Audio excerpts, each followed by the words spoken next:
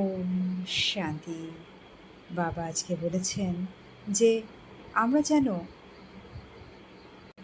পরমাত্ম মিলনের অনুভূতির জন্য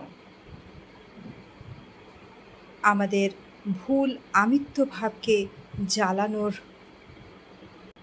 হোলি উদযাপন করি।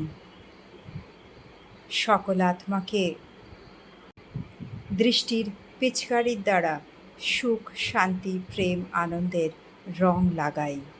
বাবা বলেছেন যে আমরা নিজের পূর্বজ স্বরূপের স্মৃতির দ্বারা সকল আত্মাকে শক্তিশালী বানাই, তাহলে আমরা ঊর্ধ্বারমূর্ত হতে পারব। বাবা বলেছেন যে যে সর্বশক্তিরূপী কিরণ চতুর্দিকে সরিয়ে দেয় সেই হলো মাস্টার জ্ঞান সূর্য। ওম শান্তি।